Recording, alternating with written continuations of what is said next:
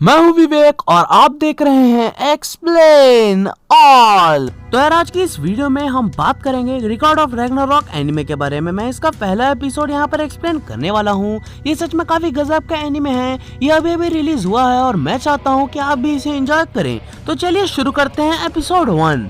तो यार एपिसोड 1 में हमें बताया जा रहा होता है कि इंसानों ने वक्त से पहले न्यूक्लियर वॉर लड़ ली, जिसके कारण पूरी ह्यूमैनिटी खत्म हो गई। इसलिए बिल्कुल भी रैग्नारॉक पहले नहीं आ पाया। तो इसीलिए गॉड्स को ये सब बिल्कुल भी अच्छा नहीं लगा। उन्होंने सभा बैठाई और ये तय करने वाले हैं कि इंसान आगे रहेंगे या नहीं। तो यार हमें यहाँ पर गोल का पहला लुक देखने को मिलता है, जो कि वैल्करी सिस्टर्स में सबसे ज्यादा छोटी होती है। तो यार यहाँ पर हम देखते हैं कि सारे गॉड्स ने जो है बैठक बैठा ली होती है। सबके सब वहाँ पर मौजूद होते हैं ये तय करने के लिए कि इंसान आगे रहेंगे या नहीं। यहाँ पर जो है हर रिलीजन के गॉड वहाँ पर आए होते हैं। हर रिलीजन, दुनिया में जो भी रिलीजन है वो सारे गॉड वहाँ पर बैठे हुए होते हैं। यही खास बात है रिकॉर्ड ऑफ रैग्नारॉक की।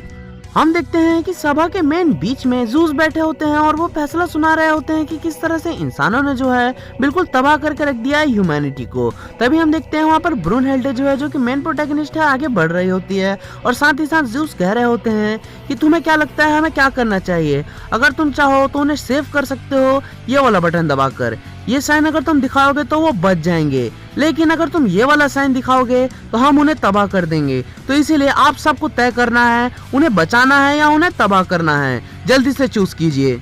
हमें बताया जा रहा होता है कि किस तरह से इंसानों ने धरती को तबाह करके रख दिया है, जो कि सही भी है। एकदम पानी गंदा हो गया, साथ ही साथ पूरे बिल्कुल जो भी चीजें हैं वो पूरी तरह से तबाह हो गई हैं। ये गॉडेस कह रही होती हैं।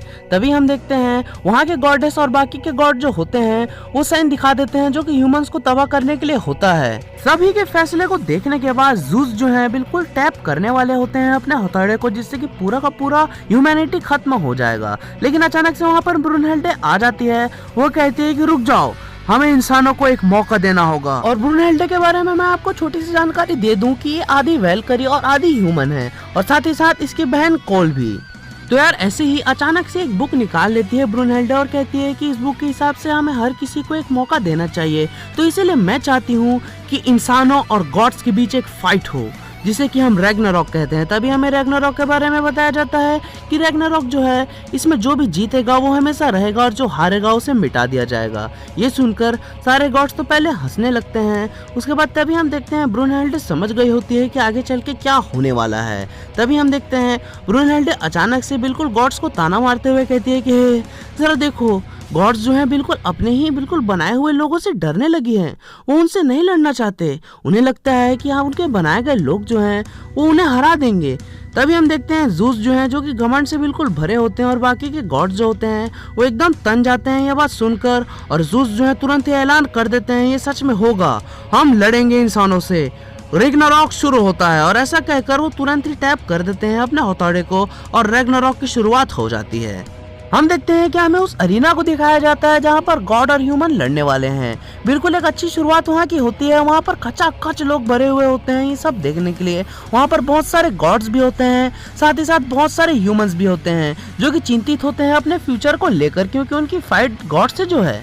तभी हमें पता चलता है कि ये कुछ साल आगे का सीन है। यहाँ पर जो है ब्रूनहिल्डे ने कुछ ऐसे इंसानों को खोज लिया है जो कि गॉड से लड़ने के केपेबल हैं। तभी दूसरी तरफ अनाउंसर जो है उंगली दिखाकर कहता है कि गॉड्स की तरफ से लड़ने वो आ रहे हैं जो कि सबसे ज्यादा स्ट्रॉन्ग गॉड्स में गिने जाते हैं, जिनके ताकत के किस्से दूर दूर तक फेमस हैं, जिनके हैमर को सब कोई मान गए हैं। उनके हैमर के सामने कोई नहीं टिक सकता।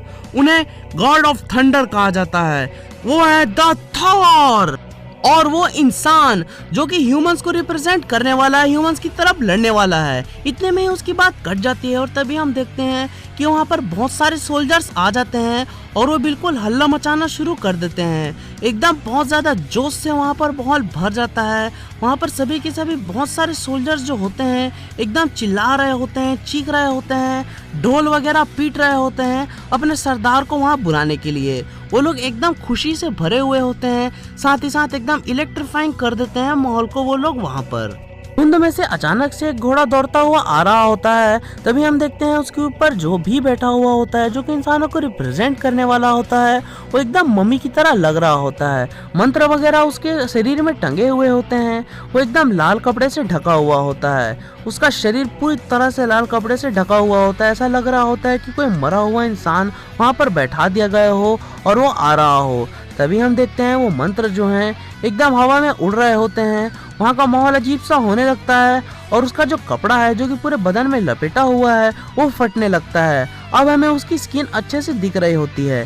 धीरे धीरे करके वो कपड़ा पूरी तरह से फट जाता है। तभी हमें अनाउंसर की आवाज सुनाई देती है। वो कहता है कि इंसानियत को रिप्रेजेंट करने वाले लोबो की सच में बहुत ज्यादा ग्रैंड एंट्री हुई होती है। वहाँ पर उसके सेनापति और सेना वगैरह जो होते हैं बिल्कुल रो दिए होते हैं और थॉर भी यहाँ पर अपना ओवरसाइज हथौड़ा लेकर बिल्कुल रेडी होता है लड़ने के लिए। लोबो तभी हवा में अपने हाथ को उठाता है नीचे उतरने के बाद, और तभी हम देखते हैं अचानक से उसके हाथ में एक हथियार आ जाता है बिल्कुल गॉड की तरह। ये सच में काफी शॉकिंग लगता है देखने में। और यहाँ पर जो है वो भी बिल्कुल रेडी होता है थॉर से लड़ने के लिए। यहाँ पर इस अरीना की खास बात यह है कि यहाँ पर जो भी फाइटर रिजरेक्ट होकर आएगा उसके सारे दुश्मन, साथ ही साथ उसके सारे जो भी दोस्त होंगे वो सब भी रिजरेक्ट होकर आएंगे ये फाइट देखने के लिए। और दूसरी तरफ हम देखते हैं कि यहाँ पर अनाउंसर जो है बिल्कुल पूरी ताकत से वो बिगुल बजाने वाला होता है, जो कि बिल्कुल आगाज कर देगा इस फाइट का। रैग्नारॉक का आगाज करने के लिए वो बहुत जोर से पूरी ताकत से उस बिगुल को बजाता है। सच में वहाँ का माहौल जो है एकदम गूंज उठता है इस आवाज से। उसके बाद रैग्नारॉक की शुरुआत हो जाती है और फिर लोबो जो है और थॉर जो है एक दूसरे से लड़ने के लिए आगे बढ़ने लगते हैं। लोबो बिना बिल्कुल देरी किए एकदम फट से वार करने वाला होता है थॉर के ऊपर। हम देखते हैं कि थॉर भी जो है इन सब के लिए बिल्कुल रेडी है। वो भी पूरी ताकत से दौड़ते हुए आगे बढ़ता है और उन दोनों के वेपन्स जो हैं एक दूसरे से बहुत जोर से टकराते हैं।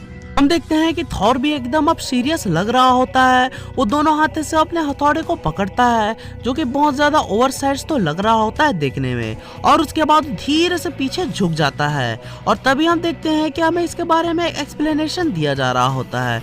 बहुत पहले जब उसके एसगार्ड में जायंट्स ने हमला कर दिया था, थॉर ने उन्हें भी बिल्कुल ऐसे ही आसानी से देखा था और यही अटैक जो है उसने किया था उस समय उन जायंट्स के ऊपर। बिल्कुल इसी तरह से पीछे झुककर अपने ओवरसाइज हथौड़े की मदद से इस तरह से उस जायंट्स के ऊपर उन्होंने वार किया था कि उन जायंट्स का नामो निशान मिट गया।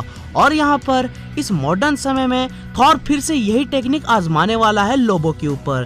तभी हम देखते हैं कि वहाँ का माहौल एकदम चेंज होने लगता है। वहाँ पर एनर्जीज जो है बिल्कुल थॉर की ओर बढ़ रही होती हैं।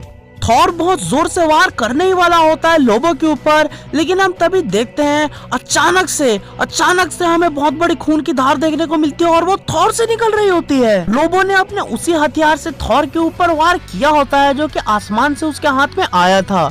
लोबो ये सब देखकर सच में काफी ज्यादा खुश होता है और उससे कहता है कैसा लगा हाँ। तभी हम देखते हैं कि वहाँ पर सारे के सारे गॉड्स जो हैं एकदम चौंक जाते हैं। खुद थॉर भी बिल्कुल एकदम से चौंक जाता है कि आखिर ये ब्लीडिंग कैसे हो सकती है।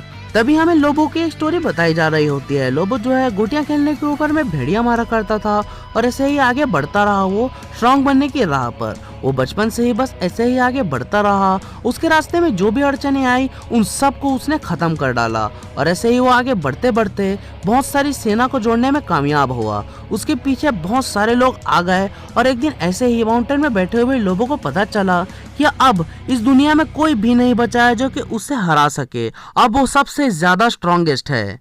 तभी हम देखते हैं लोबो को फांसी देने के लिए ले जाया जा रहा होता है। उसकी सेना बुरी तरह से दुखी होती है। हम देखते हैं कि लोबो एकदम वहाँ पर एकदम उबासी लेता है और कहता है कि ये सब जल्दी से खत्म करो, मुझे बिल्कुल भी अच्छा नहीं लग रहा, मुझे बहुत बोर लग रहा है। क्योंकि अब लोबो को हराने वाला कोई भी नहीं था, इसीलिए उसने मौत चुन ली। लेकिन अब आखिरकार लोबो बहुत ज्यादा खुश होता है और कहता है कि आखिरकार तुम मुझे मिल ही गए जो कि मेरी बोरियत दूर करोगे। वो बहुत टाइम बाद हंसता है और बहुत खुश होता है थॉर के सामने।